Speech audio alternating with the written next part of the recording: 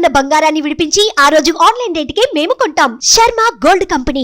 నమస్కారం, welcome to Suman TV. నేను గీతాంజలి. ప్రస్తుతం మనతో పాటు ఇస్కాన్ నుంచి ప్రణవానంద ప్రభుజీ ఉన్నారండి. అలాగే వారిని డైరెక్ట్ గా ప్రశ్నలు అడిగేందుకు, వారికి ఉన్నటువంటి సందేహాలు నివృత్తి చేసుకునేందుకు కొంతమంది యువతని ఆహ్వానించాము. ఈ రోజుల్లో చూస్తున్నాం కదా, స్పిరిచువాలిటీ, ఆధ్యాత్మికత అనేది యువతలు ఎక్కువగా పెరగటం కావచ్చు, దైవారాధనలో వాళ్ళు ఉండడము, దైవం గురించి కొన్ని విషయాలు తెలుసుకోవటము, వారికి ఉన్నటువంటి సందేహాలు నివృత్తి చేసుకోవడం చూస్తున్నాం. అందులో భాగంగా ప్రణవానంద గారిని రిక్వెస్ట్ చేశాము. ఖచ్చితంగా వారికి సమాధానాలు ఇస్తామన్నారు. వారిని స్టూడియోకి ఆహ్వానించాము. అలాగే వారు అడిగేటువంటి ప్రశ్నలు ప్రత్యక్షంగా మీరు కూడా వినండి, మీ సందేహాలు కూడా నివృత్తి అవుతాయని భావిస్తున్నాం. ఇక కార్యక్రమాన్ని ప్రారంభిద్దాము. ప్రభుజీ నమస్కారం అండి. హరే కృష్ణ. హరే కృష్ణ. మీ అందరికి కూడా స్వాగతం అండి. ప్రభుజీ, ముందుగా నా ప్రశ్న, ఆడవాళ్ళు పీరియడ్స్ లో ఉన్నప్పుడు ఆలయాలకు వెళ్ళకూడదు అనేది ఎప్పుడు ఒక క్వశ్చన్. అందరికీ తెలిసిందే ఇది, ఎందుకంటే ఇళ్లలోనే పక్కన కూర్చోబెడతారు, ఇంట్లో కనీసం దీపం పెట్టే ప్రదేశానికి కూడా వెళ్ళనివ్వరు, ఆ గాలి కూడా తాకనివ్వని ప్లేస్ లో కూర్చోబెడతారు. అయితే దీని మీద ఒక పెద్ద డిబేటే జరుగుతుందండి. గత కొద్ది రోజులుగా చూస్తున్నాం కొన్ని ఇష్యూస్. ఎలా అంటే అదేం తప్పులేదు, చేసుకోవచ్చు, చక్కగా పూజ దానిదే ఉందంటారు కొంతమంది. దేవాలయానికి వెళ్ళే ఏం కాదంటారు కొంతమంది. లేదు వెళ్ళకూడదని, వెళ్ళొచ్చని, అది కూడా 3 days అని, 5 days అని, ఇలా రకరకాల డిస్కషన్లు ఎప్పుడు జరుగుతూనే ఉంటాయి. అసలు ఇలాంటి సమయంలో ఎందుకు పూజించొద్దని చెప్పారు? ఫస్ట్ ఆ రీజన్ తెలుసుకోవాలనుకుంటున్నాను. ఇప్పుడు ఒక మాతృమూర్తిగా మీకు తెలుసు, ఆ సమయంలో we don't feel like doing anything. ఇప్పుడు డాక్టర్స్ అందరూ ఏమంటారంటే రెస్ట్ తీసుకోండి అని చెప్తారు, బీ కంఫర్టబుల్, బీ హ్యాపీ అని అంటారు. శాస్త్రం కూడా ఒక మాతృమూర్తులకు ఉండే ఆ అవస్థని చూసి వాళ్ళు ఏమన్నారంటే, కష్టపడాల్సిన అవసరం లేదు, గుడికి రావాల్సిన అవసరం లేదు, పూజలు పునస్కారాలు అంటే ప్రొద్దున పూట లేవాలి, తల స్నానాలు చేయాలి, తర్వాత మీకు తెలుసు కదా ఎంత శుచి మడి ఇవన్నీ కావాలి, ఇవన్నీ వద్దు, హాయిగా మీరు భగవన్నామం చేసుకోండి. భగవన్నామానికి ఏ అవస్థలో ఉన్నా సరే ఏం పర్వాలేదు. ఇప్పుడు చూడండి, ద్రౌపదీదేవి వస్త్రాభరణాని కోసం కురుసభకి లాగినప్పుడు అదే అవస్థలో ఉండింది. కానీ ఆవిడ హే ద్వారకా నిలయాచ్యుత గోవింద పుండరీకాక్ష అంటే భగవంతుడు రాలేదండి. భగవంతుడు లేదు నేను 5 రోజుల తర్వాత వస్తాను. పరమాత్మకి ఏమీ డిఫరెన్సియేషన్ లేదండి. మనకి సామాజికంగా, మానసికంగా, ఆరోగ్యపరంగా ఆలోచించి ఒక వ్యవస్థ పెట్టారు. ఇప్పుడు చూడండి, ఒక వ్యక్తి మరణించాక కొన్ని రోజుల పాటు ఆరాధన చేయకూడదు, 10 రోజులు. ఎందుకంటే వాళ్ళు ఎక్సెసివ్ గా బాధలో ఉంటారు ఆ సమయంలో. ఇప్పుడు పూజ చేయాలి, దీపం పెట్టాలి, అవి చేయాలి ఇవి చేయాలి అంటే వాళ్ళు ఆ బాధలో చేయలేరేమో అని ఈ 10 రోజులు చేయకనానా అని చెప్పారు. ఎంత కన్సిడర్ చెప్పండి శాస్త్రం మనకి. ఒక శాస్త్రం అని ఏమని ఇచ్చినప్పుడు మనం పాటించకుండా లేదు నేను ఇప్పుడే చేస్తాను అని అంటే మూర్ఖత్వం. కాబట్టి మనకి ఎప్పుడైతే వీలుంటుందో, నీకు 25 రోజులు ఉన్నాయి ఆరాధన చేసుకోవడానికి, 25 రోజుల్లో నేను గుడికి వెళ్ళను, కానీ ఇదే టైంలో గుడికి వెళ్తాను. కొన్ని ఆలయాలలో స్త్రీలని ఎలవ్ చేయరు అని కొన్ని ఆలయాల్లో నియమాలు ఉన్నాయి, వాళ్ళ నియమాలు. లేదు మేము వెళ్ళి తీరుతాం. శబరిమల ఎక్కడ మనకి కొన్ని ఆలయాలు ఉన్నాయి, అక్కడ కేవలం స్త్రీలే ఆరాధన చేస్తారు, స్త్రీలకి ఎలౌడ్ ఉంటుంది, పురుషులకి ఎలౌడ్ ఉంటుంది. కొన్ని దగ్గర వ్యవస్థని గౌరవించడం, భక్తి అంటే ఏంటో తెలుసా అండి, శాస్త్రాన్ని గౌరవించడం, వ్యవస్థని గౌరవించడం, ఇది అన్నిటికంటే ముఖ్యంగా మనం తీసుకోవాలి. ఎప్పుడైతే మనం పెద్దల పట్ల నమ్మకం ఉంటుందో, పెద్దలు చెప్పిన మాట ఎప్పుడైనా సరే మనకి మంచిది అని మనం యాక్సెప్ట్ చేయడం ఫస్ట్ లక్షణం అన్నమాట. కాబట్టి ప్రతిదానికి మనం రెబెల్ అయిపోయి నేను ఇది చేసే తీరుతాను అని అనుకుంటే ఇంకా అలాంటి వాళ్ళని ఎవరు కాదు. కానీ ఆలయంలో కొన్ని వ్యవస్థలు ఉన్నాయి, శుచి శుభ్రత అవన్నీ ఉంటాయి. వాటన్నింటినీ పాటించుకొని ఒక 5 days రెస్ట్ తీసుకోండి, చక్కగా భగవన్నామం చేసుకుంటూ ప్రవచనం వింటూ ఉండండి, భగవద్గీత భాగవతం వింటూ ఉండండి. భగవన్నామం చెప్పడానికి, ప్రవచనాలు వినడానికి ఎటువంటి ప్రాబ్లం లేదు. చక్కగా 24 గంటలు భగవన్నామ స్మరణ చేసుకోవచ్చు. ఆ సమయంలో చక్కగా ప్రవచనాలు వినటం, దాంట్లో ఎటువంటి ప్రాబ్లం లేదు. 2 విషయాలు చేయకూడదు ఏంటి అంటే భగవంతుడి ఆరాధన, ఆలయానికి వెళ్ళాం, ఈ 2 ఆపేసండి, మిగతా అన్ని చేసుకోండి బ్రహ్మాండం. తెలిసి తెలియకుండా ఒకవేళ ఆలయంలో ఉన్నప్పుడు అలా జరిగింది అనుకోండి, తెలియక చేసిన తప్పుకి అయిపోయింది నువ్వు పదా అని పట్టుకుంటాడండి భగవంతుడు. కృపా స్వరూపం, భక్తవాత్సల్యుడు అండి ఆయన. తెలియక చేయని తప్పుకి ఏమీ ప్రాబ్లం ఉండదు. తెలిసి తప్పు చేయకూడదు, అది గుర్తుపెట్టుకో. ఆ సమయంలో కనీసం మీరు దైవనామస్మరణ కూడా చెయ్యొద్దు, ఏ చాంటింగ్స్ గానీ ఏవి చెయ్యొద్దని కొంతమంది. భగవన్ నామానికి, మంత్రం కాదు, భగవన్ నామానికి ఎటువంటి రూల్స్ కూడా లేవు. హరే కృష్ణ కృష్ణ కృష్ణ హరే హరే, హరే రామ రామ రామ హరే హరే, ఇది షోడసాక్షర నామ్నాం కలి కల్మషనాశనం నాతర పరతరోపాయ సర్వవేదేషు దృశ్యతి. ఈ నామాన్ని మీరు ఎంత చేస్తే అంత మంచిది, బ్రహ్మాండంగా చేసుకోవచ్చు, ఎటువంటి ప్రాబ్లం లేదు. కాబట్టి శాస్త్ర మన ధర్మము వాజ్ జస్ట్ కన్సిడరేట్. కాబట్టి ఆ శాస్త్రాన్ని ఇచ్చిన ఆ వాక్కుని మనం గౌరవిస్తూ మనం ఆలయానికి, భగవత్ సేవకి, భగవత్ ప్రత్యక్ష ఆరాధనకి దూరంగా ఉండి భగవన్నామస్మరణకి, భగవంతుడు చెప్పిన చక్కటి ప్రవచనాలు వినటంలో ఎటువంటి ప్రాబ్లం లేదు. చక్కగా వివరించారు ప్రభుజీ. మరి కొందరు ప్రశ్నలు అడిగేందుకు సిద్ధంగా ఉన్నారు. ముందుగా మీ పేరు, ఎక్కడి నుంచి వచ్చారు, మీ ప్రశ్న. హరే కృష్ణ గారు, నా పేరు వీర్నాథ్. మేము ఇక్కడ హైదరాబాద్ నుంచి వస్తున్నాం. సో నా ప్రశ్న ఏంటంటే, ఆలయాలకు వెళ్ళినప్పుడు హారతిపల్లెంలో దక్షిణ వేయకపోతే కొంతమంది అర్చకులు తక్కువ చూపుతో చూస్తారు, అంటే మన భక్తుల మనోభావాలు దెబ్బతినేలా చూస్తారు. సో దీని కారణంగా పేదవారి రావడం సంఖ్య తగ్గిపోతూ వస్తుంది. సో దీనికి మీరు ఏం చెప్తారు? నేను ఒక విషయం చెప్తానండి. ఆలయంలో అర్చకత్వం చేయటము, భగవంతుని చూసుకోవటం, భగవంతుడికి ప్రొద్దు నుంచి రాత్రి దాకా కైంకర్యములు చేయటం, వచ్చే వందలాది మంది భక్తులకి తీర్థ ప్రసాదాలు ఇవ్వటం, ఆలయంలో ఉండే ఉత్సవాలు చూసుకోవటం ఎంత కఠినమైన విషయం తెలుసా అండి. మనము ఎక్కడికి వెళ్ళినా సరే, ఇప్పుడు ఒక హోటల్కి వెళ్ళారనుకోండి, వాళ్ళు అడక్కకుండా మనం టిప్ పెట్టేసి వస్తాం. హోటల్ వాడు ఎంత డబ్బులు అక్కడ వేస్తే హోటల్లో బేరం ఆడతారా మీరు ఎప్పుడైనా? ఇది 250 రూపాయలు కట్టలేను, 200 కడతానండి అంటారా? లేదండి, మేము టిప్ ఇవ్వకుండా హోటల్ నుంచి వస్తారు చాలా మంది. అదొక ప్రెస్టేజ్ గా, తప్పకుండా నేను ఇంత టిప్ ఇస్తాను, పక్కన వాడు ఇంత ఇస్తే నేను ఇంత ఇస్తాను అని పెట్టేసి వస్తాను. కానీ నాకు అర్థం కాని విషయం ఏంటి అని అంటే, ఎక్కడ డబ్బులు పెట్టడానికి సంకోచించని వాళ్ళు కేవలం ఆలయంలో అర్చకుడికి ఇవ్వడానికి ఎందుకు ప్రాబ్లం? అర్చకుడు ఏదైనా చేసుకోవచ్చండి జీవితంలో. మంచి సాఫ్ట్వేర్ ఉద్యోగం చేయొచ్చు, ఎంతో లెక్చరర్ అవ్వచ్చు, ప్రొఫెసర్ అవ్వచ్చు, ఏదైనా అవ్వచ్చు. అన్నిటినీ వదిలేసి ఒక అర్చకత్వం చేస్తూ, భగవంతుణ్ణి సేవ చేస్తూ, ఒక ఆలయ వ్యవస్థని కాపాడే వ్యక్తికి ఇవ్వటంలో ఏంటండి నష్టం చెప్పండి? అన్ని చోట్ల ఇస్తున్నామే, మనం ఆలయంలో ఎందుకు ఇవ్వద్దు? నిజంగా చెప్పాలి అని అంటే, ఇప్పుడు ఒకళ్ళు చెప్తుంటే మేము విన్నాం, అర్చకులకి ఇప్పుడు పెళ్ళవటం చాలా కష్టం అంట. ఎందుకంటే అందరు అంటున్నట్ట, పరోహిత్యం చేస్తే మేము పెళ్లి చేసుకోము, మాకు కూడా సాఫ్ట్వేర్ జాబ్ వాళ్ళు కావాలి అని. కాబట్టి ఎంత అన్యాయం చెప్పండి. ఇప్పుడు అర్చకులందరూ కూడా వేరే వేరే జాబులు చేసేస్తున్నారు అనుకోండి, అప్పుడు ఆలయాన్ని చూసుకునేది ఎవరు? మన సనాతన ధర్మం ముందుకెళ్ళేది ఎలా వెళ్తుంది? ఎంతో మంది మేము దక్షిణ భారతదేశంలో మందిరాలకు వెళ్ళినప్పుడు, అమెరికాలో పెద్ద పెద్ద జాబులను వదిలేసి సనాతన ధర్మ పరిరక్షణ కోసం ఆలయ వ్యవస్థ నడవాలి అని వాళ్ళ పూర్వీకుల ఆరాధన చేసే ఆలయంలోకి వచ్చి సేవలు చేస్తున్నారు. శ్రీరంగ క్షేత్రంలో మొన్న మేము వెళ్ళినప్పుడు ఇద్దరు అక్కడ తలిగ స్వాములను కలిసామన్నమాట. వాళ్ళకి పెద్ద లక్షల రూపాయలు ఉండే ఒక జాబ్ వదిలేసుకొని వాళ్ళ ఆలయంలో భగవంతుడికి నైవేద్యాలు తయారు చేస్తున్నారు. ఎందుకు? ఆ సేవ కంటిన్యూ అవ్వాలి, మేము చేయకపోతే నెక్స్ట్ జనరేషన్ ఎలా చేస్తుంది? కాబట్టి ఫస్ట్ మనం అర్చకులను గౌరవించడం నేర్చుకుందాం. భగవంతుడి పట్ల మనం చూపించే ప్రేమ, మనకుండే గౌరవం, ఫస్ట్ ఆయనని ఆరాధన చేసే వ్యక్తి ద్వారా మనం భగవంతుడి దగ్గరికి వెళ్ళటం నేర్చుకోవాలి. కాబట్టి ఎప్పుడు కూడా చూడండి, ఆయన అవుట్ రైట్ గా మీరు చెప్పినట్టు జనాల్ని కోపం చేయకూడదు, అది కూడా మంచి విషయం కాదు.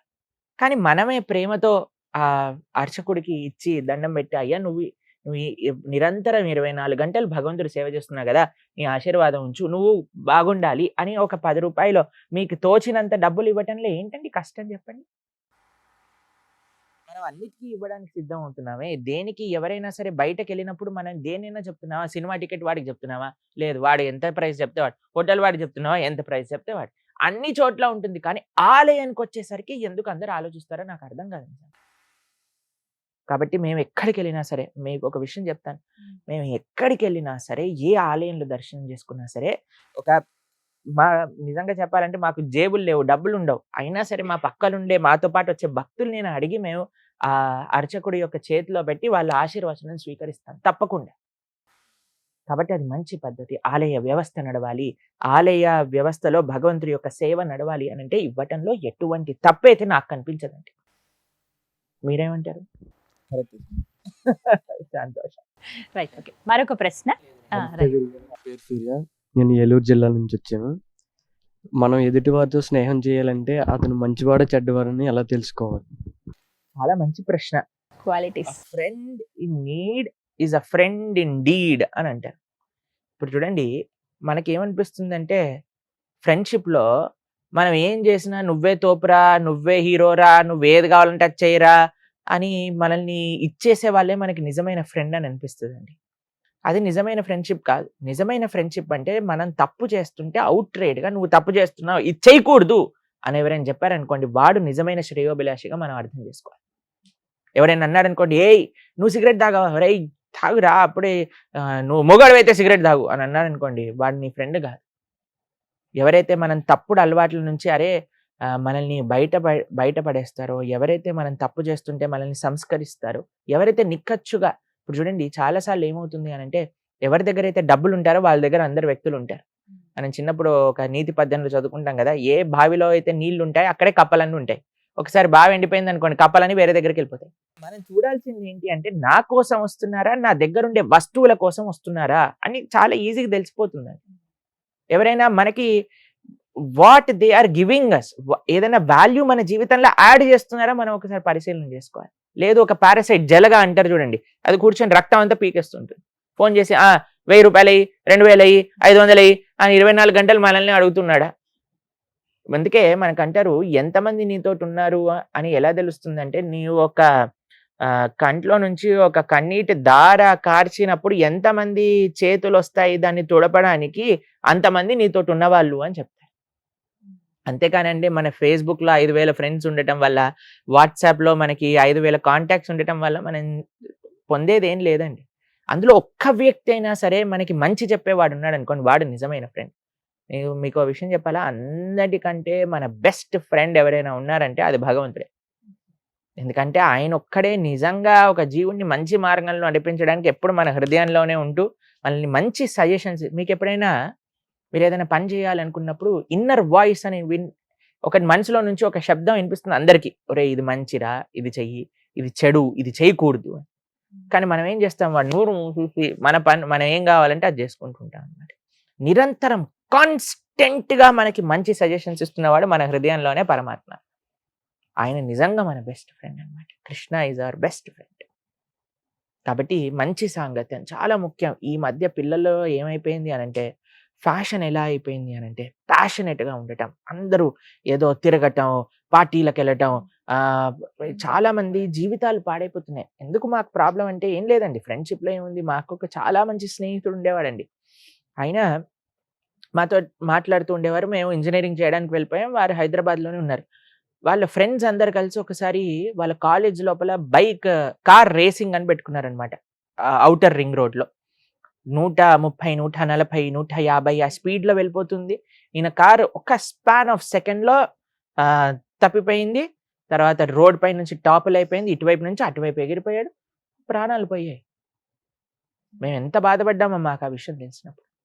అంటే ఒక ఏజ్లో ఉన్నప్పుడు అండి, ఆ ఫ్రెండ్షిప్, ఆ ప్యాషన్ మనల్ని క్యారీ అవే చేసేస్తుంది అనమాట.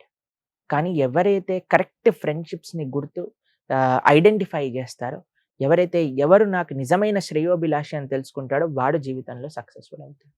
అందుకే ఎంతమంది ఉన్నారు కాదండి, ఎంతమంది ఉన్నా వారు మనకి ఏం చేస్తున్నాడు, ఒక్క ఫ్రెండ్ ఉన్నా చాలండి. ఒక్క ఫ్రెండ్, ఒక్క స్నేహితుడు ఉన్నా సరే మన జీవితంలో మనల్ని మంచి మార్గంలో నడిపించేవాడు చాలు. We are not worried about quantity, ఇంతమంది ఉన్నారు అంతమంది ఎవరికి చూపించుకుంటామండి, అందరు మనల్ని పాడు చేస్తూ ఉంటే. కాబట్టి ఒక్క మిత్రుడు ఉన్నా సరే మంచివాడు ఉండాలి చాలు. ఈ గుణాలు చూసి సెలెక్ట్ చేసుకోవాలి. మీ డౌట్ క్లారిఫై అయిందా? రైట్, మరొక ప్రశ్న. నమస్తే స్వామి, నా పేరు చైతన్య. నేను కల్కి మూవీ చూశాను. అందులో అశ్వత్థామ యుగాలు దాటి బతికి ఉన్నాడు కదా, కృష్ణ పరమాత్మ వెళ్ళిపోయారు, ఆయన ఇంకా బతికే ఉన్నాడు కదా, ఆయన కృష్ణుడి కన్నా గొప్పవారా? అంటే మనకి చిరంజీవులు అని మనం వింటూ ఉంటాం కదా, కొన్నిసార్లు మీరు ఉంటే సప్త చిరంజీవులు అంటారు, తర్వాత అమరులు అని అంటారు, దేవతల్ని అమరులు అంటారు, మరణం లేని వాళ్ళు అని అంటుంటారు. కొన్నిసార్లు మానవుడిని మృత్యలోకానికి చెందినవాడు అని అంటారు. మానవుడికి మరణం ఉంది, దేవతకి మరణం లేదు. మీకు ఒక విషయం చెప్తాను, మానవుడికి మరణం ఉంటుంది, పుట్టిన ప్రతివాడు చావక తప్పదు. దేవతల సంగతి ఏంటి, వాళ్ళు స్వర్గంలో ఈ అమృతాన్ని తాగుతూ ఉంటారు కదా, మరి వాళ్ళకి మరణం లేదా అని అంటే దేవతలు కూడా మరణించాలి. దేవతలు కూడా వాళ్ళ వాళ్ళ పోస్ట్లో నుంచి తొలగిపోయి క్షీణే పుణ్యే మర్త్యలోకం విశంతి అని అంటారు. ప్రతి ఒక్క దేవతకు కూడా వాళ్ళ కాలమానం బట్టి 100 ఏళ్ళు వాళ్ళు బతుకుతారు. అయిపోగానే మళ్ళీ మానవుడుగానో ఏ జన్మ వాళ్ళకి రాసుంటే ఆ జన్మకు పుట్టాల్సిందే. చిరంజీవుల సమయం ఏంటి అనంటే చిరంజీవులు ప్రళయం అయ్యేంత వరకు బ్రతికుంటారు. ప్రళయంలో వాళ్ళు కూడా వెళ్ళిపోతారు. ఎప్పటికీ మరణం లేకుండా ఉండే వ్యక్తి భగవంతుడు మాత్రమే. గజేంద్రుడు అందుకే లోకంబులు లోకేశులు తెగిన తుది అలోకంబగు పెంచీకటి నవ్వండెవ్వడు ఏకాకృతినై వెలుగుండో అతనినే సేవింతుండంటే. కాబట్టి మనం సేవ చేయాల్సింది కేవలం భగవంతుని మాత్రమే. ఇంకెవ్వరిని మనం సేవ చేయాల్సిన అవసరం లేదు. ఎందుకంటే ప్రతి ఒక్కళ్ళు వాళ్ళ వాళ్ళ సమయం బట్టి వెళ్ళిపోవాల్సిందే. మనుషుడు ఇన్ని సంవత్సరాలకు వెళ్ళిపోతే దేవతలు అన్ని సంవత్సరాలకు వెళ్ళిపోతారు, చిరంజీవులు అన్ని సంవత్సరాలకు వెళ్ళిపోతారు. కేవలం భగవంతుడు భగవంతుడి యొక్క లోకంలో ఉండే పార్షదులు మాత్రమే శాశ్వతం, ఇంకెవ్వరు శాశ్వతం కాదు. కాబట్టి ఇందాక మీరు అన్నట్టుగా కృష్ణుడు వెళ్ళిపోయాడు, అశ్వత్థామ ఉన్నాడు అని అంటే ఏం లాభం? కృష్ణుడు వెళ్ళిపోయింది ఏదో శరీరాన్ని విడిచిపెట్టలేదు. కృష్ణో స్వదాగోపగతే అని అంటుంది భాగవతం. ఆయన స్వలోకానికి, ఆయన గోలోకానికి చేరుకున్నారనమాట. కాబట్టి అశ్వత్థామ ఉన్నాడు, ఆయన సరే వెళ్ళిపోవాల్సిందే. అశ్వత్థామ చేసిన పనులు ఏంటో తెలుసా అండి మీకు? ఎంత అన్యాయమైన పని చేశాడో తెలుసా అశ్వత్థామ? కురుక్షేత్ర యుద్ధంలో అంత అయిపోయాక ఆయన ఒక టెంట్లో ఉన్నాడు అనమాట. సాయంత్రం పూట టెంట్లో ఉంటే ఇలా చూస్తూ ఉన్నాడు. ఒక చెట్టు పైన ఒక పెద్ద పక్షి వచ్చి, చిన్న చిన్న పక్షులు ఉన్నాయన్నమాట, చీకటి సమయంలో తినేసింది. తినేయంగానే వీడు అనుకున్నాడు, ఇది నాకు ఒక డివైన్ ఇంటర్వెన్షన్ నా జీవితంలో, నేను కూడా వెళ్ళిపోయి. యుద్ధ నీతి ఏంటంటే సూర్యాస్తమయం అయిపోయాక మళ్ళీ మనం యుద్ధం చేయకూడదు. అయితే ఏం పర్వాలేదు, ఇది నాకు ఒక ఐడియా అని అనిపించి ఏం చేశాడంటే పాండవులు ఉండే ప్రదేశానికి వెళ్ళాడు. వెళ్ళి 5గురు ఇలా పడుకున్నారనమాట. పడుకోగానే వాళ్ళ 5గురు ఒక తలలు తెగ్గొట్టేశారు. తెగ్గొట్టి 5గురు తలలు తీసుకొని దుర్యోధనుడి దగ్గరికి వెళ్తారు. నేను 5గురు పాండవుల్ని చంపేశా అనగానే చాలా ఆనందపడతారు దుర్యోధనుడు. కానీ వీడికి పాండవుల్ని చంపేంత సీన్ లేదు అశ్వత్థామకి. సరే ఒకసారి టెస్ట్ చేస్తాను అని ఒక తలని ఇవ్వమన్నాడు అనమాట. తలని తీసుకొని ఎటువంటి దుర్యోధనుడు అంటే ఆల్మోస్ట్ శరీరాన్ని విడిచిపెట్టే స్థితిలో ఉన్నాడు, తొడలన్నీ విరిగిపోయి పడిపోయాడు. ఆ కొద్దిపాటి శక్తితో తలని లానంగానే మొత్తం ముక్కలు ముక్కలు అయిపోయింది తల. అప్పుడు చెప్తాడు, ఒరే ఇది పాండవులు కాదురా, పాండవులు పిల్లలైన ఉప పాండవులు, పిల్లల్ని చంపేసేసాడు అనమాట అశ్వత్థామ. దుర్యోధన లాంటి దుష్టుడు అన్నాడు, కనీసం నేను అనుకున్నా ఈ అందరు పోతే కనీసం ఉప పాండవులు కురు వంశాన్ని ముందుకు తీసుకెళ్లే వాళ్ళైనా బ్రతుకుంటారని, నువ్వు వాళ్ళని కూడా చంపేశావు, ఎంత దుర్మార్గుడివిరా, ఎంత అన్యాయం చేసావురా నువ్వు అన్నట్టు. అయినా సరే ఊడుకోలేదు అశ్వత్థామ. పరీక్షిత అభిమన్యు యొక్క భార్య అయిన ఉత్తర గర్భంలో ఉండే పరీక్షితుడు లాస్ట్ ఎయిర్ అన్నమాట వాళ్ళ యొక్క కుటుంబానికి, కురు వంశానికి. వాడిపైన కడుపులో ఉండే పిల్లవాడిపైన బ్రహ్మాస్త్రాన్ని వదులుతాడు. అంత దుర్మార్గు. కాబట్టి కానీ ద్రౌపదీదేవి పరమ భాగవతోత్తమరాలు కాబట్టి క్షమించేసేయి అని చెప్పగా కృష్ణుడు ఆయన పైన ఉండే మణిని తీసేసి, మెల్టింగ్ ఫార్మ్ తెలుసు కదా మీకు, అశ్వత్థామ మెల్ట్ అయిపోతూ ఉంటారనమాట శరీరం. అయినా సరే ఆయనకి ఇంతకు ముందు ఉన్న వరం చేత ఆయన తిరుగుతూ ఉంటారు అలా. కాబట్టి చిరంజీవి అవ్వటం పెద్ద గొప్ప విషయం ఏం కాదండి. మీకు ఒక విషయం చెప్తాను. శాస్త్రంలో ఒక లోమస మహర్షి అని ఒకళ్ళ గురించి చెప్తారు. ఆయన ఎటువంటి కుటీరం ఉండేది కాదట. ఎప్పుడు కూడా అరణ్యంలో తిరుగుతూ ఉండేవారట జపం చేసుకుంటూ భగవన్నామని. అయితే అందరు ఋషులు మునులు అడిగేవాళ్ళట, అయ్యా నువ్వు కుటీరం కట్టుకోవచ్చు కదా, ఆశ్రమంలో ఉండొచ్చు కదా అంటే నాకు టైం లేదు అనేవాళ్ళట. అందరు ఆశ్చర్యపోయే వాళ్ళట, ఈయనకు టైం లేదా, ఈయనకు టైం లేదా. ఏంటో తెలుసా అండి ఆయనకు ఉండే వరం, ఒక్క బ్రహ్మగారి సమయం. బ్రహ్మగారు కొన్ని కోట్ల సంవత్సరాలు బ్రతుకుతారు. ఆయన 100 ఏళ్ళు అవ్వాలి అంటే కొన్ని కోట్ల సంవత్సరాలు పడుతుంది. అటువంటి బ్రహ్మగారు ఒక్కళ్ళు పోతే ఆయన శరీరంలో ఉండే ఒక్క వెంట్రుక పడిపోతుంది. లోమస మహర్షికి ఉన్న వరం ఏంటి అంటే శరీరం పైన ఉండే అన్ని వెంట్రుకలు పోతే కానీ ఆయన పోడనమాట. అలాంటి వ్యక్తి అంటున్నారంటే నాకు సమయం లేదు అని అంటే మనం మాత్రం తర్వాత చేస్తాం, ఎల్లుండి చేద్దాం, అవతలెల్లుండి చేద్దాం అంటే. చూడండి ఎంత విచిత్రమో, చూడండి మనుషులకి ఎంత విచిత్రం. అటువంటి వ్యక్తే భగవంతుడికి పూర్తి శరణాగతుడై ఎప్పుడు నిరంతరం భగవన్నామ స్మరణ చేస్తుంటాడు. కాబట్టి చిరంజీవి కేవలం చిరంజీవి అవ్వటం వల్ల గొప్ప విషయం కాదు, భగవంతుని ఆశ్రయించడంలో, భగవంతుడి యొక్క సేవ చేసుకోవటంలో నిజమైన అస్తిత్వం ఉన్నది. సరే మరొక ప్రశ్న. నా పేరు వెంకటేశ్వర, నేను భీమవరం నుంచి వచ్చాను. ఇప్పుడు ఎవరైనా చనిపోతే ఇక్కడ భగవద్గీత పెడతారు కదా, అది ఎందుకు?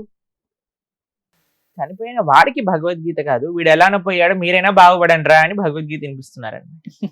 యాక్చువల్గా శాస్త్రంలో ఏం చెప్పారంటే చనిపోయిన వ్యక్తి దగ్గర గరుడ పురాణము, దాని తర్వాత అంటే చనిపోయిన సమయంలో ఆ 10 రోజులు 11 రోజులు 13 రోజులు ఒక్కొక్క ఉంటుంది. వ్యవస్థ బట్టి అయితే వాళ్ళకి ఏం చెప్తారు అని అంటే ఆ సమయంలో భగవద్గీతను వినిపించాలి, గరుడ పురాణాన్ని వినిపించాలి, భాగవతాన్ని వినిపించాలి అని చెప్తూ ఉంటారు. ఎందుకు అని అంటే చనిపోయిన వాడు ఎలానో పోయాడండి, కానీ అక్కడికి వచ్చినప్పుడు ఆ వ్యక్తులందరూ కూడా ఈయన ఎలాగనో పోయాడు, జీవితాన్ని మార్చుకోలేదు, కనీసం మీరైనా బాగుపడండి, మీకైనా ఒక మంచి మార్గాన్ని చూపించడానికి అప్పుడు చెప్తారండి. ఇప్పుడు ఏం చేసేసారంటే ఆ చనిపోయిన వ్యక్తిని తీసుకెళ్లే బండ్లో భగవద్గీత ఆన్ చేసేస్తారు, అంతే, ఇంకెవ్వరు వినరు, వాళ్ళు ఏదో వీళ్ళ లోకంలో వీళ్ళు ఉంటారు, ఆ భగవద్గీత అలా అలా వెళ్ళిపోతూ ఉంటుంది శ్లోకాలు. భగవద్గీత శ్లోకాలు చెప్పడం ముఖ్యం కాదు, భగవద్గీత ప్రవచింపచేయాలి.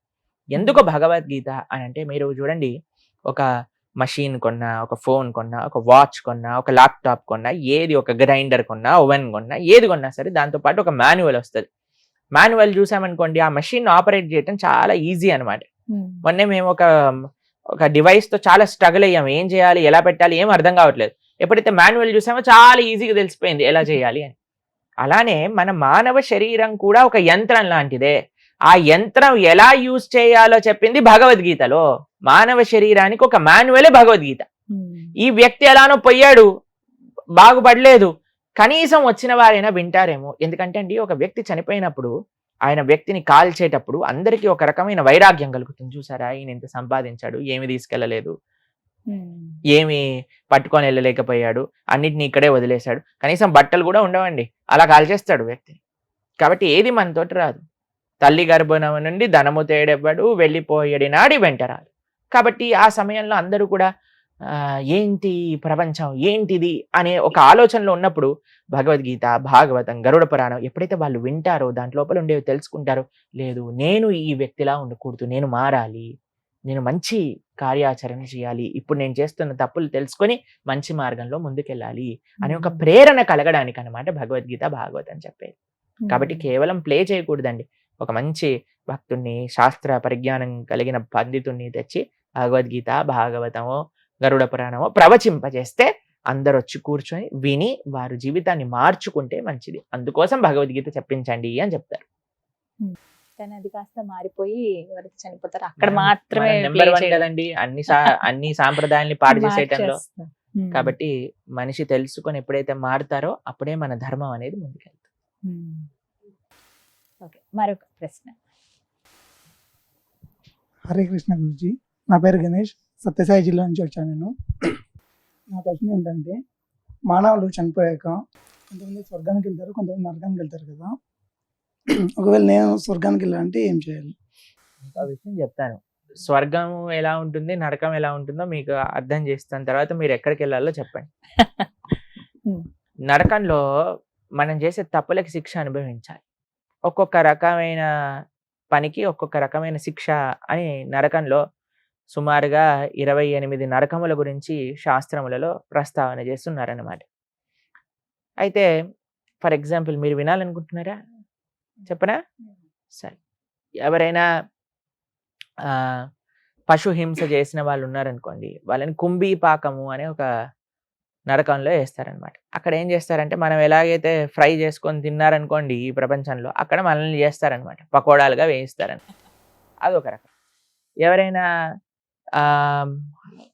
తాగే అలవాటు ఉందనుకోండి, కాబట్టి అక్కడ కూడా తాగించాలి కదండి, ఎలా మరి, లేకపోతే ఎలా, వీడికి తలనొప్పి వచ్చేస్తుంది కదా. కాబట్టి అక్కడ ఏం చేస్తారు అని అంటే ఇనుము ఉంటుంది కదండి, ఇనుముని బాగా కరిగిచ్చేస్తారనమాట. ఇనుముని కరిగించినప్పుడు రెడ్ కలర్ లిక్విడ్గా అవుతుంది కదా, దాన్ని మంచి షాంపెయిన్ గ్లాసులో పోసి నోట్లో పోస్తారనమాట.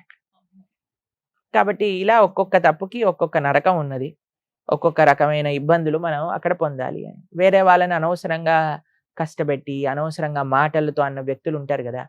సో ఆ నరకంలో ఒక స్పెషాలిటీ అయిన పక్షులు ఉంటాయి, వాటిని రురు పక్షులు అని అంటారు. వాటి ఉండే నరకం పేరు రౌరవం అని అంటారు. ఆ నరకంలో ఏం చేస్తాయి అంటే ఒక పెద్ద ప్లాట్ఫామ్ ఉంటుంది, ఏం ఉండదు ఆ ప్లాట్ఫామ్లో, మనిషి మాత్రమే ఉంటాడనమాట. పైనుంచి రురు పక్షులు వచ్చి వాటికి ముక్కు ఇక్కడ నుంచి అక్కడ దాకా ఉంటుంది. మనిషి అంటే ఆ జీవి అక్కడ ఉన్నప్పుడు వాటిని సజీవంగా పీక్కొని తింటూ ఉంటాయి అనమాట ఈ రురు పక్షులు. అలా ఇది ట్రైలర్ మాత్రమే, సినిమా అక్కడికి వెళ్తే తెలుస్తుంది అనమాట ఏంటి అని. కాబట్టి ఇలా చాలా నరకాలు ఉంటాయి. ఇది నరకం యొక్క ప్రస్తావన. స్వర్గం ఎలా ఉంటుందో చెప్తాను.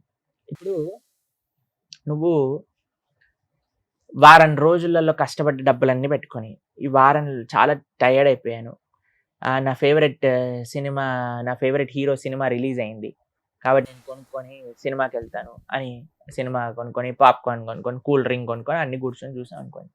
చాలా మంచి సినిమా అనుకోండి, ఏమనిపిస్తుంది నీకు? సినిమా అయిపోయాక అబ్బో అయిపోయిందా, అప్పుడే అయిపోయింది ఏంటి, ఇక్కడ కూర్చున్నాను అయిపోయింది, అంతేనా?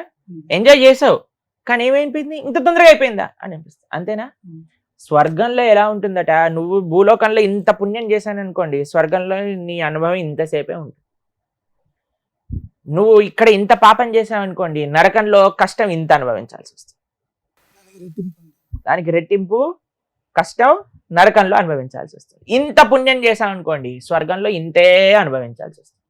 ఈ రెంట్లో ఏది బాగుందంటే రెండూ బాగాలేదు, రెండూ మంచిది కాదు.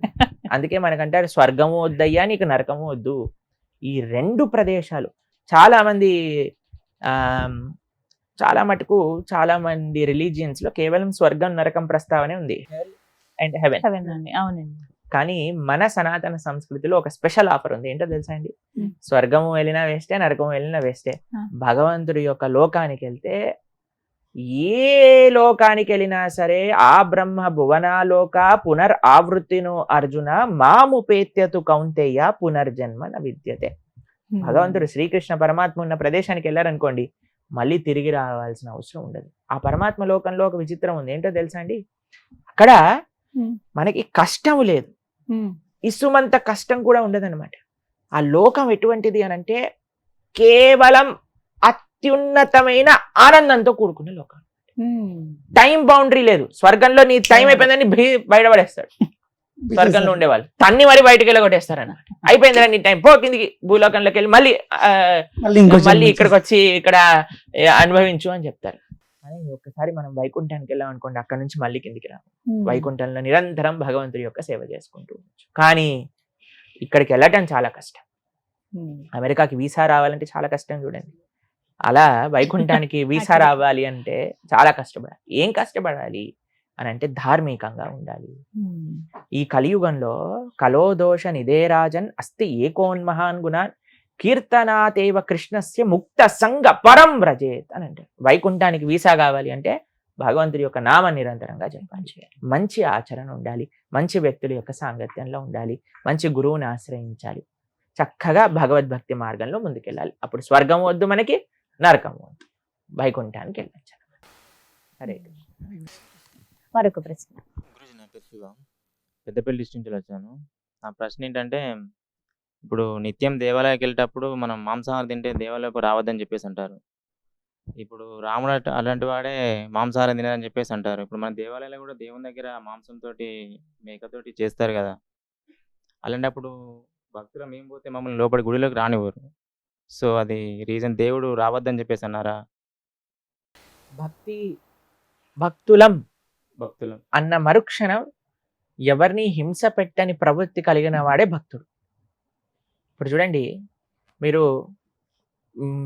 ఒక వ్యక్తి అన్నారనుకోండి, నాకు మీరంటే చాలా ఇష్టం అండి అని అన్నారనుకోండి, మీ పిల్లలు రాగానే పాట్ అని చంప మీదకి వెళ్ళి ఒకటి లాగి పెట్టారనుకోండి, అప్పుడు మీరు ఏమంటారు? ఓ నా భక్తుడు ఇరానన్న తండ్రి, ఏం పర్వాలేదు అంటారా? ఏమంటారు మీరు? జాగ్రత్తగా ఉండు, నా పిల్లవాడిని నువ్వు నా ఇంట్లో పలకరిస్తున్నావు అంటారు, అంతేనా అండి? భగవంతుడికి కేవలం నువ్వు నేను మాత్రమే సంతానం కాదండి, భగవంతుడికి ప్రతి జీవి కూడా సంతానం. అందరినీ సృష్టించింది భగవంతుడేనా అండి? కాబట్టి ఏ జీవినన్నా మనం హింస చేసినప్పుడు మనం భగవంతుడి యొక్క భక్తుడిగా ఎలా చెప్పుకుంటాం? మనం చెప్పుకోలేం. భక్తి అన్న మరుక్షణం ఏ ప్రాణిని హింస పెట్టము, అది ఫస్ట్ భక్తుడికి ఉండాల్సినది. అహింస, కృష్ణుడు ఎన్నిసార్లు భగవద్గీతలో ఈ విషయం చెప్పారు, అహింస అహింస అహింస. తెలిసి తెలిసి ఎవ్వరికి ఇబ్బంది పెట్టకూడదు, ఇది ముఖ్యమైన విషయం. ఫస్ట్. సెకండ్ది, రాముడు మాంసాహారాన్ని తిన్నాడు. మీకు ఒక విషయం చెప్తాను. రాముడు అయోధ్య నగరంలో అయోధ్య నగరాన్ని విడిచిపెట్టి అరణ్యవాసానికి వెళ్ళేటప్పుడు ఒక ప్రతిజ్ఞ చేస్తాడు. ఏమంటారో తెలుసా అండి? మీకు ఒక విషయం చెప్పానా? రాముడు మాట తప్పడెప్పుడు, ఈ విషయం తెలుసా మీకు? ఆయన ఇచ్చిన మాట, తండ్రి ఇచ్చిన మాట కోసమే ఆయన రాజ్యం వదిలేసి వెళ్ళిపోయాడు. ఎవరిచ్చిన మాట? తండ్రి ఇచ్చిన మాట. ఇంకా ఆయన ప్రతిజ్ఞ చేస్తే ఎలా ఫాలో అవుతాడండి? రామ మాట రామ బాణం ఎప్పుడు వెనకాలకి వెళ్ళదు, అంతే కదండి. రాముడు ఒక ప్రతిజ్ఞ చేస్తాడు, నేను ఈ అరణ్యవాసంలో ఉన్నంత సమయం సాధువుగా నార బట్టలు వేసుకొని కంద మూలాలు మాత్రమే స్వీకరిస్తాను అని అయోధ్య నగరంలో ఉన్నప్పుడే ప్రతిజ్ఞ చేసి రాముడు వెళ్ళాడు. కాబట్టి చాలా మంది అరణ్యవాసంలో ఇక్కడ తిన్నాడు అక్కడ తిన్నాడు అని అట్లా ఏం ప్రమాణం లేదండి. సంస్కృతము శాస్త్రము చదవటం వల్ల అర్థం కాదండి. శాస్త్రము గురుముఖత విన్నప్పుడు అర్థమవుతుంది. ఇప్పుడు చూడండి, మీకు మెడికల్ కాలేజ్ బుక్స్ ప్రతి షాప్ లో ఉంటాయి. మీరు వెళ్ళి నేను అన్ని మెడికల్ కాలేజ్ బుక్స్ అన్ని చదివేశాను, నేను ఇప్పటి నుంచి డాక్టర్ అని అంటే ఎవడైనా ఒప్పుకుంటాడండి? ఇది చెప్తే అలాంటి డాక్టర్ దగ్గరికి మీరు వెళ్తారా అండి? వెళ్తారా? మీరు చెప్పండి. వెళ్ళరు కదా. మీరు ఒకరు అన్నారు అనుకోండి, నేను మొత్తం సివిల్ ఇంజనీరింగ్ బుక్స్ చదివేశాను, నేను మీ ఇల్లు కడతాను. నేను అనుకో, ఒరే మా ఇల్లు కట్టకరా, పక్కింటి ఇల్లు కట్టు, కూలిపోయింది అనుకోండి మా ఇదంతా అయిపోతుంది, అంతే కదండి. కాబట్టి చాలా మంది ఇలా మాట్లాడే వాళ్ళందరూ ఏదో వాళ్ళంతటా వాళ్ళు ప్రయత్నం చేసి ఇక్కడ అది ఉంది అక్కడ ఇది ఉంది అని చెప్పేవాళ్ళు. కానీ ఎప్పుడైతే మనం ఆచార్య పరంపరాముఖతగా మనం తెలుసుకుంటాం, అందుకే కదా స్కూల్ ఎందుకు, కాలేజ్ ఎందుకు, ఇంత చదువుకోవటాలు ఎందుకు, టీచర్ దగ్గరికి వెళ్ళి యూనిఫామ్ వేసుకొని కూర్చొని టీచర్ చెప్పినట్టు విని చేతుల పైన కర్రతోటి దెబ్బలు తిని ఆ గుంజీళ్ళు తీసి బెడ్ పైన నించొని నీల్ డౌన్ చేసి ఎందుకు ఇన్ని కష్టాలు, ఇంత పెద్ద పెద్ద బ్యాగులు మోసి ఇంట్లోనే బ్రహ్మాండంగా కూర్చొని చదువుకోవచ్చు కదా. లేదు, ఒక డిసిప్లిన్ కావాలి, టీచర్ చెప్పింది వినాలి, ఆ శ్రద్ధ ఎప్పుడైతే ఉంటుందో అప్పుడే నీకు చదువు అబ్బుతుంది. కాబట్టి మనం కూడా ఎప్పుడైతే ప్రామాణికమైన ఆచార్య పరంపర ద్వారా కృష్ణుడేంటి రాముడేంటి వాళ్ళ తత్వములు ఏంటి తెలుసుకుంటామో అప్పుడే మనం జీవితంలో బాగుపడాలి. రాముడు ఎప్పుడూ మాంసాహాన్ని తినలేదు. టెంపుల్స్ లో కూడా చేస్తారు కదా. ఈ ప్రశ్నకు ఆన్సర్ చెప్తాను. బలివ్వటము అని కొన్ని ప్రదేశాల్లో ఆచారంగా ఉంటుంది. ఇక అదే అడుగుతున్నాను మీకు. ఒక అమ్మవారి గుళ్ళో మీరు బలించారనుకోండి, అమ్మ అన్న మరుక్షణమే, అమ్మ అంటే ప్రేమ స్వరూపం, అంతే కదండి. అమ్మ అంటే తల్లి అంటే ప్రేమ కదండి. ఒక తల్లి ముందెళ్ళి నువ్వు ఒక ప్రాణిని బలిస్తున్నావంటే ఆ అమ్మ యొక్క హృదయం బాధపడుతుందా ఆనందపడుతుందా? బాధపడుతుంది. అంతే కదండి. అసలు పశు బలి అని అంటారు. ఏంటి బలివ్వాలి అని కానీ మీరు ఆలోచిస్తే పశువుని కాదండి, మనిషిలో కూడా పశువుగా ఉండే కొన్ని ప్రవృత్తులు ఉంటాయి. అందుకే మనం అంటాం కదండి, ఎప్పుడైనా ఎవరైనా పిచ్చి పిచ్చిగా బిహేవ్ చేశారనుకోండి, మనిషివా పశువా అంటే. అవునా? తిట్టారా మీరు ఎవరైనా అలా? తిట్టారా మీరు? కాబట్టి మనిషివా పశువా అన్న పశుత్వం ఉంది చూడండి, దాన్ని భగవంతుడికి బలివ్వాలి. ఆ ఏవైతే చెడు గుణాలు ఉన్నాయో వాటిని అమ్మవారికి ఇవ్వాలి, కానీ పశువుని తెచ్చి బలివ్వకూడదు. కాబట్టి అది చాలా తప్పు, ఎవ్వరూ దాన్ని స్వీకరించారు. కాబట్టి సాత్వికమైన ఆరాధన, సాత్వికమైన భగవద్ ఆరాధనే శ్రేష్టము. ఇది చాలా ముఖ్యం. హరే కృష్ణ. ఇంకొక క్వశ్చన్ అడుగుతారా ఎవరు? ఇప్పుడు మనం నిత్యం ఇంట్లో తాబేలు విగ్రహాన్ని పెడుతున్నారు దేవుని దగ్గర. కొంతమంది పెడుతున్నామో మంచి జరగదంటారు, కొంతమంది పెడుతున్నాం మంచిగా జరుగుతుంది అని చెప్పేసి అంటారు. ఇప్పుడు తాబేలు విగ్రహం దేవుని దగ్గర పెట్టుకోవచ్చా పెట్టుకోకూడదా? తాబేలు ఉన్నా తాబేలు లేకపోయినా ఇంట్లో ధార్మికంగా ఉండకపోతే మంచి జరగదు. తాబేలు మన జీవితాన్ని నిర్ధారించదండి, మన మనస్తత్వం జీవితాన్ని నిర్ధారిస్తుంది. తాబేలు ఒకటి పెట్టేసుకొని నేను నచ్చినట్టు నేను ఉంటాను అని అంటే దానివల్ల తాబేలు ఏం చేయలేదు అటువంటి వాడిని. కాబట్టి కొన్ని సూచనలు ఉన్నాయి, కొన్ని పాజిటివ్ ఎనర్జీని వైబ్రేట్ చేసే కొన్ని విషయాలు చెప్తారు. ఇంట్లో దీపం పెట్టుకోవటం, ధూపం పెట్టుకోవటం, తర్వాత చక్కటి పుష్పములు ఉండటము, తాబేలు, జలము, ఇవన్నీ ఉండొచ్చండి. కానీ అన్నిటికంటే ప్రధానం ఏంటి అని అంటే ఇంట్లో ఏం ఉండాలి అంటే భగవద్ ఆరాధన చేస్తూ ఉండాలి, ధార్మికంగా ఉండాలి. అటువంటి ఇంట్లో ఎవ్వడూ ఏం చేయలేదు. కానీ ఏ ఇంట్లో అయితే పూజ, ధర్మము, ధార్మికత, భగవన్నామము ఇలాంటివి ఏం లేవో అదంతా నెగిటివిటీ తోటి స్ప్రెడ్ అయిన ఇంట్లో తాబేలు పెట్టారనుకోండి, పాపం ఆ తాబేలు ఏం చేస్తుంది? తాబేలు అసలే మెల్లగా నడిచే ప్రాణాయ. కాబట్టి ఏం చేయలేదు పాపం, అది సాత్విక జంతువు. పర్వాలేదు, తాబేలు కూడా పెట్టుకోండి, మంచిగా కూడా ఉండండి, భగవన్ నామం కూడా చెప్పండి, ఆరాధన కూడా చేస్తూ ఉండండి, అప్పుడు మంచిది అవుతుంది. హరే కృష్ణ. గురుజీ, ప్రస్తుత సమాజంలో మత మార్పిడి అనేది పెద్ద మహమ్మారి అయిపోయింది. ఎవరు చూసినా మన హిందువులని డైరెక్ట్ గానీ ఇండైరెక్ట్ గానీ మత మార్పిడి చేస్తున్నారు. వేరే మతాల వారిని మన హిందువులు ఎవ్వరే కానీ ప్రలోభ పెట్టలేదు మీరు మా మతంలోకి రండి అని. సో ఈ మత మార్పిడి మీద మీ ప్రధాన ఉద్దేశం ఏంటి? మీరు అన్నట్టుగా మత మార్పిడి చాలా జరుగుతుంది అని మనం సమాజంలో చూస్తున్నాం. దానికి ముఖ్యమైన కారణం ఏంటి అంటే హిందువులో చైతన్యం లేదు. ఇప్పుడు చూడండి, నేను రేపు ప్రొద్దున ఎవరైనా మీకు తెలిసిన వారు ఈ పక్కింటి వాళ్ళ ఇంట్లోనే ఒకరిని తీసుకొచ్చేసి ఈ రోజు నుంచి ఇదే మా అమ్మ అన్నారనుకోండి, మీరు ఏమంటారు? ఒరే, ఆ అమ్మని మార్చేసావేంట్రా? ఏం లేదు, ఈమె బాగా వంట చేస్తుందట, అందుకోసమే నా అమ్మ కావాలనుకున్నాను అంటే ఏమంటారండి మీరు? వాడు ఎంత మూర్ఖుడు ఉన్నాడా ఇంకోడు? కాబట్టి కృతజ్ఞత లేని వ్యక్తులు ఏదో ప్రలోభాలకి, అంటే జనాలు తప్పే కాదు, అటువైపు ప్రలోభ పెట్టే వాళ్ళ మనస్తత్వం కూడా అలానే ఉంది.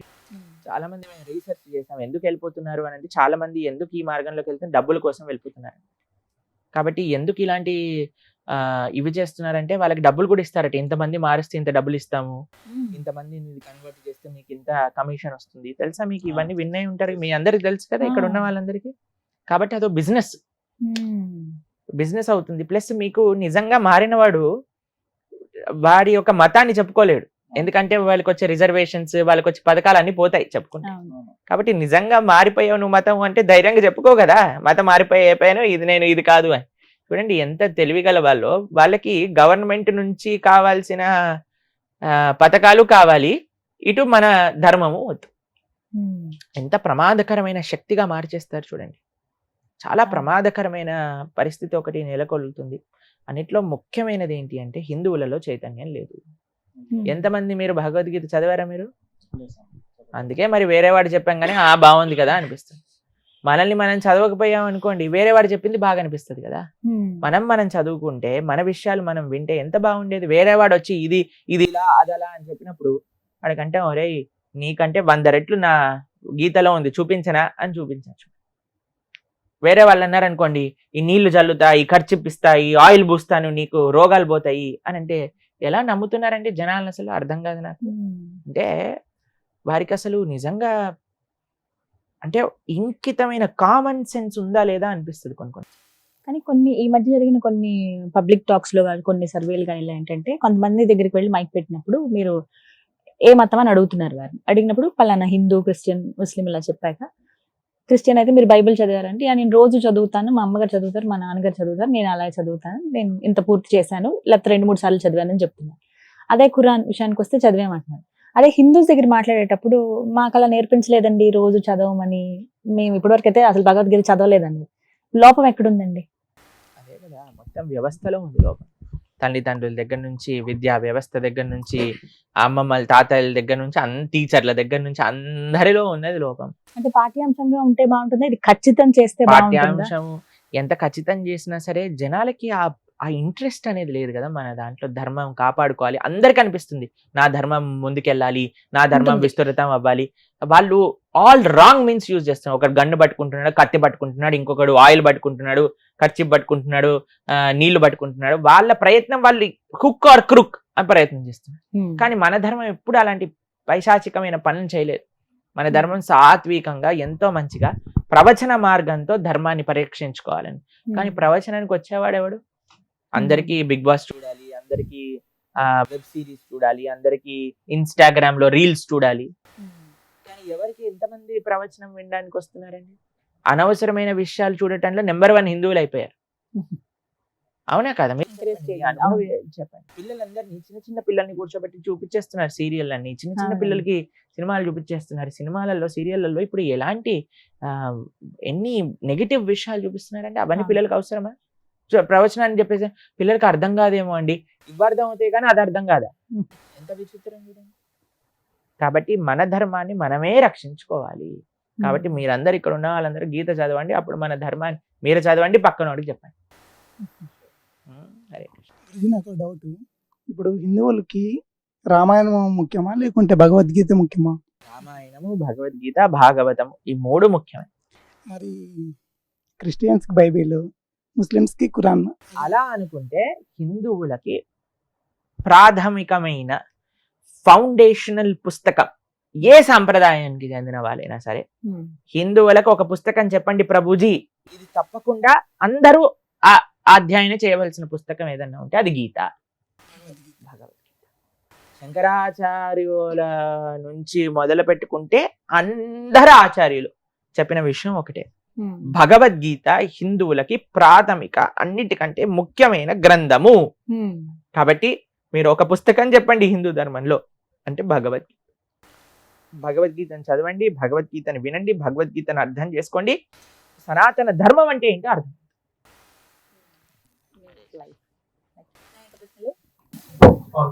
చనిపోయిన ఆత్మ వేరే లోకానికి చేరుతుంది కదా, ఇక్కడ మనం పిండ ప్రదానం చేయడం వల్ల ఆత్మకి ఎలాంటి లాభం?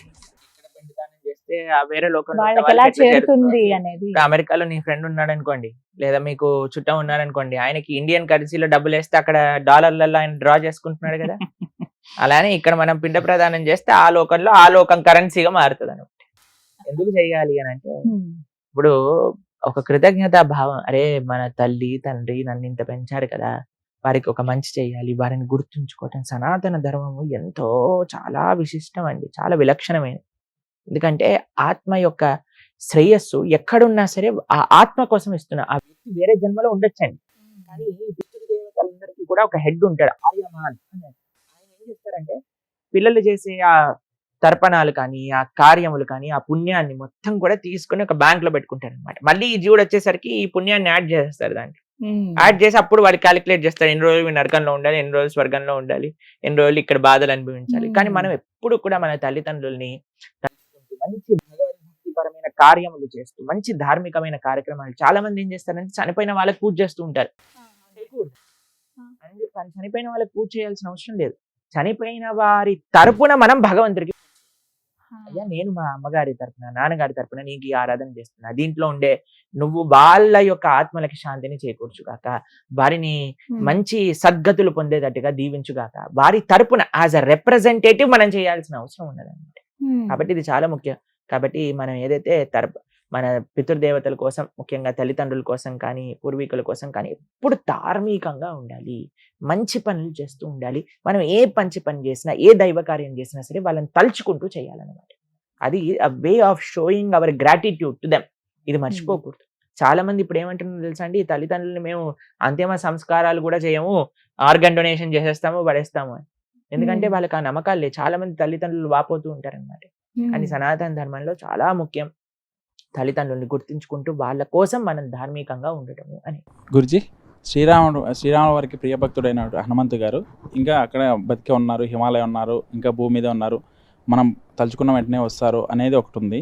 సో హనుమంతుల వారు నిజంగానే బతికే ఉన్నారా? రఘునాథ కీర్తనం తత్ర తత్ర కృతమస్తకాంజలిం బాష్పవారి పరిపూర్ణలోచనం మారుతీం నమః రాక్షసాంతకం. ఇక్కడ మనం రామ రామ రామ అన్నా సరే మన పక్కనే వచ్చి హనుమ కూర్చుంటాడు. హనుమ చెప్పింది ఎక్కడ ఎక్కడ ఎత్ర ఎత్ర రఘునాథ కీర్తనం తత్ర తత్ర. అది కూడా మామూలుగా కూర్చోడట. కృత మస్తకాంజలిం, చేతులు జోడించి బాష్పవారి పరిపూర్ణ లోచన, నేత్రం నుంచి రాముడి పట్ల ఉండే ప్రేమను అసురు ధారలుగా కారుతూ కారుతూ, అయ్యో వీళ్ళు రాముడి గురించి మాట్లాడుకుంటున్నాడు, రామనామని చెప్తున్నారు, రామాయణం పఠిస్తున్నారు అనే ప్రేమతో ఉంటాడట హనుమ. కాబట్టి హనుమ ఎప్పటికీ రామనామం ఎంతవరకైతే భూమిపైన ఉంటుందో అంతవరకు హనుమ ఉంటాడు. ఎంతవరకు రామ భక్తులు ఉంటారో అంతవరకు హనుమ ఉంటారు. ఎంతవరకు రామాయణం చదువుతారో అక్కడి వరకు రామచంద్రమూర్తి ఉంటారు అనమాట. హనుమ ఉంటాడు. అందుకే భక్తులందరికీ చాలా మందికి చాలా ప్రియం హనుమ అంటే. ఎందుకు అంటే చాలా యాక్సెసిబుల్ అనమాట, చాలా యాక్సెసిబుల్ ఆయన యొక్క భక్తి. చూడండి హనుమ దగ్గర ఒక స్వరూపం మీరు హనుమని చూస్తారు. ఒక దాంట్లో గద పట్టుకుంటాడు, ఒక చేత్తో సంజీవని పర్వతం పట్టుకుంటాడు, హృదయంలో రామచంద్రమూర్తి సీతమ్మ తల్లి ఉంటారు. ఏమి సూచిస్తున్నారు హనుమ అంటే, ఒక చేతిలో మనకి ధర్మాన్ని సంరక్షించడానికి కావాల్సిన శక్తి ఉండాలి. అది ఎలా వస్తుంది? మనం చేసే ఆధ్యాత్మిక సాధన వల్ల వస్తుంది. తర్వాత ఇంకో చేతిలో ఏమి ఉండాలి? సంజీవని. సంజీవని అంటే ఏంటి? రాముడు హనుమకిచ్చిన సేవ. ప్రతి ఒక్కరికి శక్తి కావాలి, సేవ కావాలి, మూడవది హృదయంలో భక్తి కావాలి. ఈ మూడిటికి ప్రతిరూపమే హనుమ. కాబట్టి హనుమ యొక్క ఆరాధన, హనుమకి ప్రార్థన చేయాలి నిరంతరం. స్వామి నీకున్న భక్తిలో ఒక చిన్న రేణు అంతా మనకు వచ్చినా సరే మన జీవితం తరించిపోతుంది అనమాట. కాబట్టి ఎక్కడెక్కడ హనుమంతుని యాక్సెస్ చేయాలంటే రాముడు భక్తుడిగా మారిపోవటం, అంతే హనుమ వచ్చి మన పక్కన ఉంటాడు. ఇప్పుడు మన రాముడి గురించి మాట్లాడుతుంటే అక్కడ ఎక్కడో ఉండుంటాడు, హనుమకు కూడా నమస్కారం చేసుకోవాలి ఒకసారి.